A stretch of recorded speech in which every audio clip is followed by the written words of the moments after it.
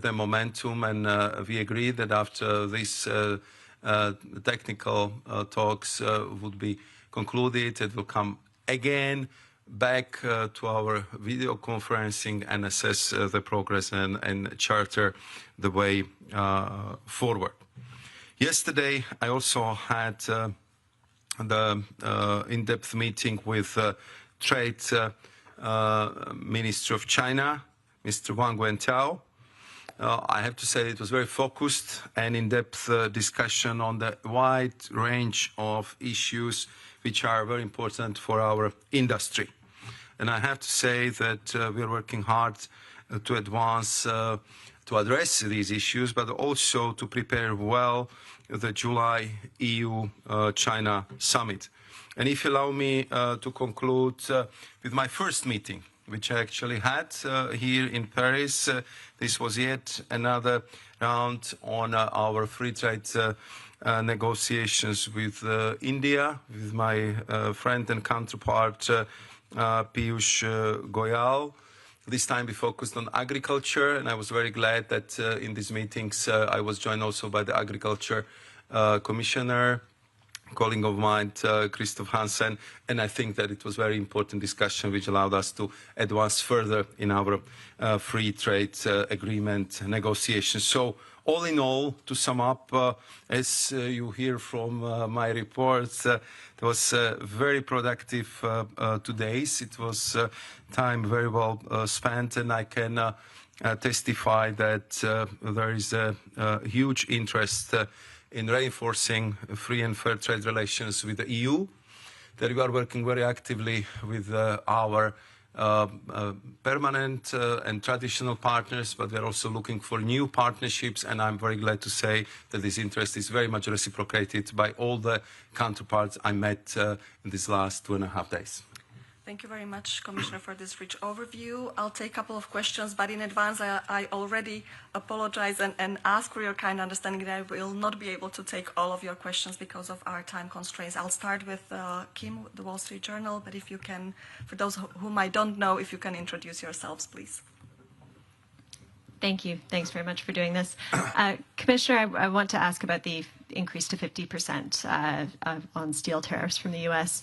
Did you discuss that with the USTR today in your meeting? And what is, I know the EU has said that it's possible to speed up retaliation if the EU chooses to do so. What's the thinking right now about whether or not to retaliate when you have a trading partner that is increasing, doubling tariffs on steel? If not now, why not now? And are you at a stage now where any new, I know you have some consultations now on that second set of potential retaliation. Are you at a stage now where it's time to start thinking about a third potential stage of retaliation? Thanks. Thank you very much, Kim, for the question. Of course, we discussed this with the U.S. Trade Representative, the Ambassador Jameson Greer, and I told him that we strongly regret this latest U.S. decision, and I explained to him that it clearly doesn't help the ongoing negotiations, especially as we are making progress. And I'm absolutely convinced that I can, as you know, I was in U.S. talking to the new administration from the days one when Mr. Latnik, the Secretary of Commerce, was first day in office. I was already in his office as well. So I can compare where we started, how we continued, and where we are right now. And I can tell you that currently our discussions are covering all the issues. They are very concrete. We are talking about economic security. We are looking at tariff lines. We are discussing the market access, and also what can we do in the future to make sure that our trade relationship, which, as you know very well, is biggest on this planet, would be balanced and would be fair for the both sides. So this is, I would say, the message I passed over. On top of it, I would like to add a couple of more things. I mean, for us, this 50% is indeed a surprise, because I can tell you that when the first tariffs been imposed on us on the steel, aluminium, and derivatives, it was very clear for me, from my discussions with our counterparts, that we are not real U.S. problems if it comes to steel, aluminum, and derivatives. We are exporting a little bit more than 4 million tons. We are exporting highly specialized steel, which is needed for U.S. industry because it's used for specialized production. And we clearly have the same challenge. We are suffering because of the global overcapacity. And therefore, my plea from the beginning was, let's not target each other, but let's work together how to address this global overcapacity issue. And that was, let's say, the angle from which we approached this from the day one. And we also, as you would recall, suspended our countermeasures, which been already prepared and approved by our member states, because there was a proposal to create additional negotiating space to solve this problem in amicable way, as a closest ally, as the EU and the US should do, and we've been very much focusing on these negotiations, and I still believe in them. And I think after the discussions we had on technical level, an exchange I had with Howard Lutnick over the weekend and Jameson Greer yesterday and this morning, I believe that we can achieve the positive result. Of course, if everything fails, we've been also very transparent and clear from the beginning that we are ready to defend our interests and that we do our utmost to rebalance our trade relationship. But before we would end up there, we will do our utmost to explore every negotiating option and every possibility to resolve this matter, as the two closest allies should do, through negotiations and mutually beneficial agreement. Next question, gentleman over there, in the third row. Yes. Good afternoon. I'm Thomas Asportas, reporter for French media BFM Business. You're saying you still believe in them. You're saying you had a positive and constructive discussion with your American counterpart. What makes you still being optimistic? What makes you still have faith in the American administration? Thank you. I think what makes me optimistic is that I see the progress. I mean, I know where we have started, and we know I can compare, what's been the position at the beginning and how we are progressing right now. So I think that the discussions are now very concrete. We are going through very concrete sectors, areas, and also the potential landing zone. So this is what still, of course, keeps me optimistic. And on top of it, if you allow me to address it also from this perspective, EU and US, we are covering like 30% of the global trade. And I think that our responsibility goes well beyond our bilateral relations. I mean, if this relationship would not work as it should, it would have, I would say, repercussions for the whole global trading system. And therefore, I think that we indeed have the responsibility, and I clearly feel it. And I think we in EU, we feel it, that we should approach this with the utmost seriousness and with the utmost effort to resolve these problems. We recognize the ambition of United States of America to reindustrialize. We have the same ambition. And we also are reindustrializing the Europe, and we are adopting a lot of measures in that regard. So I still believe that there is many more areas and sectors which connect us and divide us, and therefore I believe that we can resolve them amicably, and I think it's our duty to do our best and to explore all the avenues which are there. Of course, as you know, we are also preparing for the possibility that this would not happen. The consultations on the countermeasures are ongoing. They will be completed very soon. We are following very much rules-based, transparent procedure in these regards. So we clearly would be prepared for that eventuality as well. But I think that it's our duty to do our utmost to succeed in negotiations. Okay, back to the ladies in the middle, and then Thank you so much, Camille Gaze from Politico.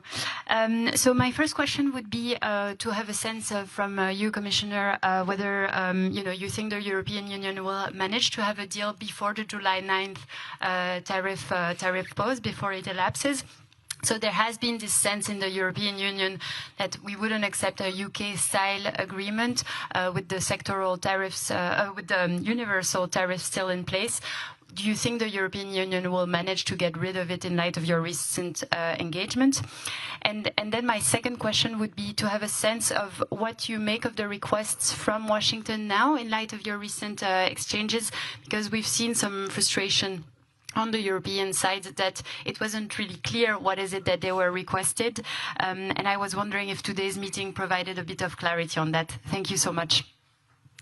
Thank you very much. I think that it was the outcome of a very good call between the President von der Leyen and President Trump a couple of days ago, where from both sides there was clearly reiterated that we should do our utmost to find an amicable solution and or to get the deal before July 9th. And it's clearly the ambition from our side, and I think that it's also ambition from the US side.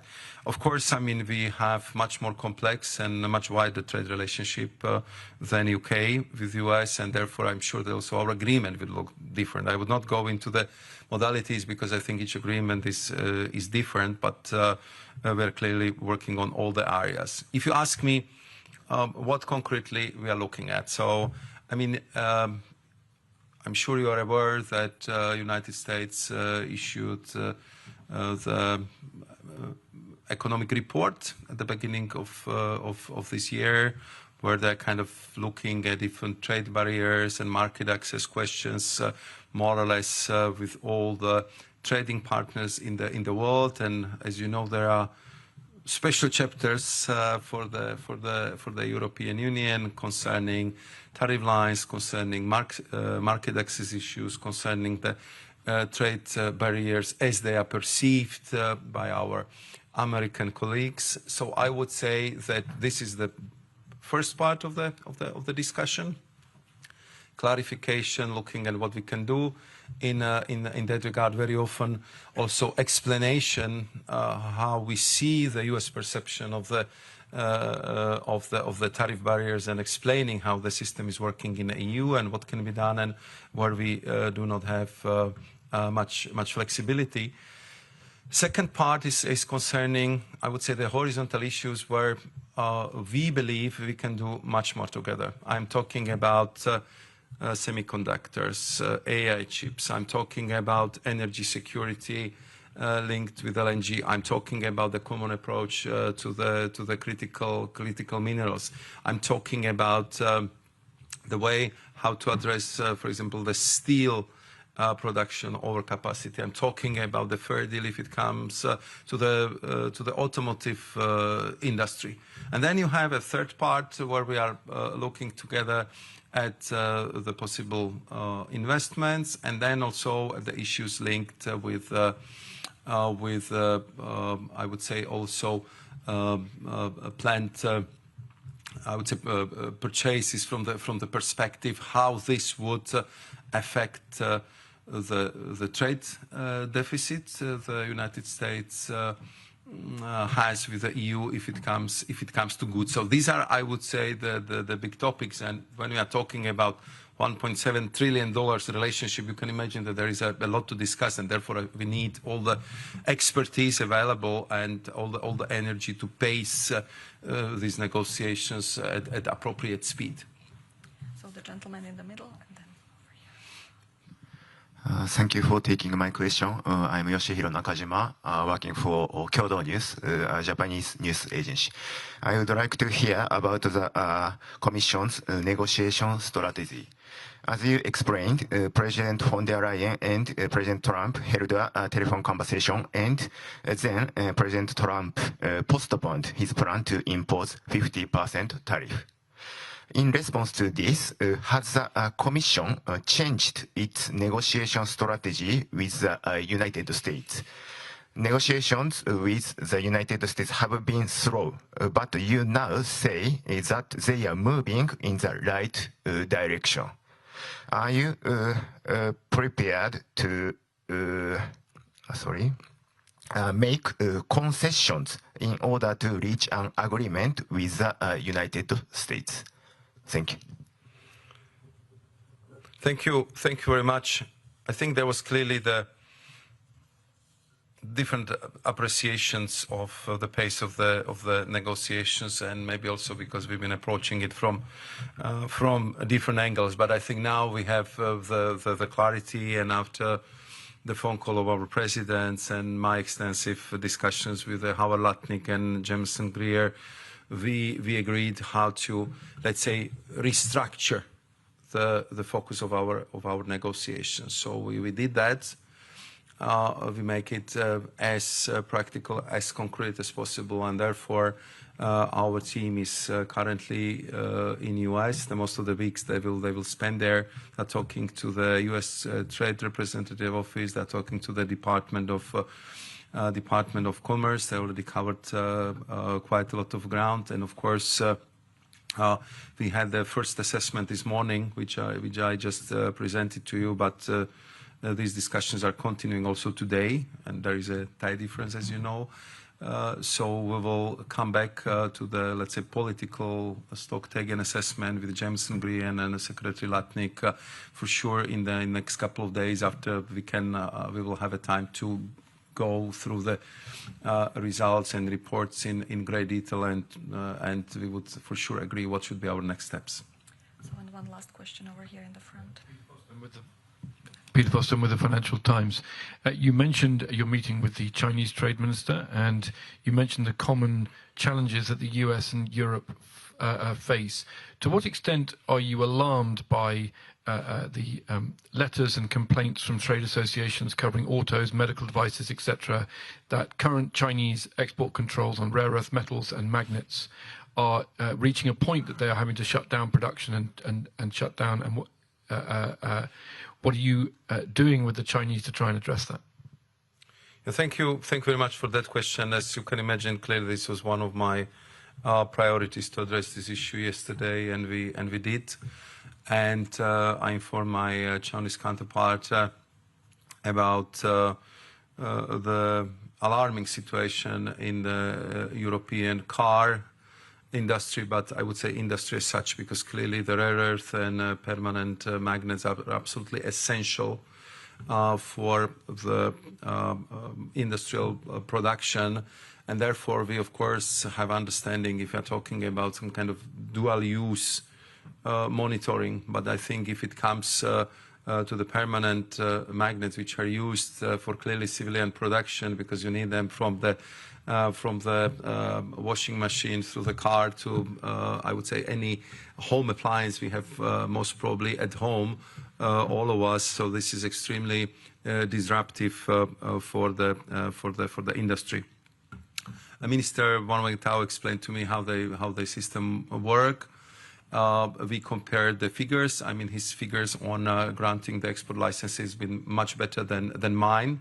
So we agreed that our teams will clearly go through very concrete figures which we have on our side. And I told Minister Wang Wentao that we will really supply him with all the data, and it would cover all the companies which are now in extremely difficult situation, because I know that some of the car makers are already announcing that if this issue will not be addressed, that might be the huge production difficulties in a short period of time. So, I mean, his information was a little bit different, and therefore we agreed that we would clearly clarify this as soon as possible, and that we would also address the propositions I made yesterday, and this was that our strong preference here should be not to cover, let's call it civilian production by this very complex system, but if you cannot go to that direction, which would be our clear preference, to have a systemic solutions at which I would describe as a general application, just to kind of cover it, I don't know, once a year for the whole production per company. So to avoid this huge, I would say, paperwork, delays, and stress which this present for our industry and for our company. And again, we agree that we will come back to this issue relatively soon once we'll be able to clarify the data from the both sides. Thank you so much. I will have to stop here because of the program that we've got. So thank you, Commissioner, and thank you all for coming. Thank you.